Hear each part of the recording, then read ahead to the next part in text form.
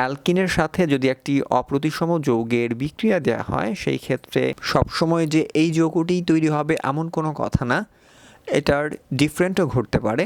অর্থাৎ এই যৌগটির পাশাপাশি এই যৌগটিও তৈরি হতে পারে।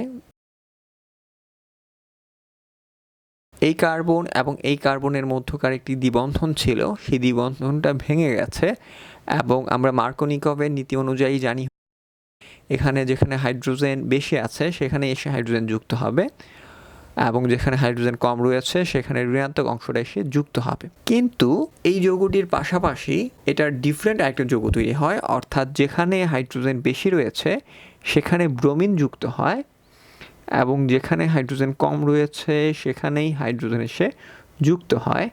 এমন ঘটনাও ঘটে। এই ক্ষেত্রে যেটা হয় সেটা হচ্ছে মার্কোনিকভের নীতি অনুযায়ী তৈরি হয় হচ্ছে 90% যৌগ এবং তার উল্টা নিয়মে তৈরি হয় হচ্ছে প্রায় 10% যৌগ। অর্থাৎ আমরা বলতে পারি অ্যালকিনের সাথে যদি একটি অপ্রতিসম যৌগের বিক্রিয়া দেওয়া হয় সেই ক্ষেত্রে মার্কোনিকভের নীতি মেনে চলে, তবে মার্কোনিকভের নীতি মেনে চলে তৈরি হয় হচ্ছে 90% যৌগ এবং বাকি 10% যৌগ মার্কোনিকভের নীতি মেনে চলে না। আমি এখানে কিন্তু যৌগ লিখেছি 2টা, কিন্তু আমার এখানে যৌগ ছিল হচ্ছে 1টা।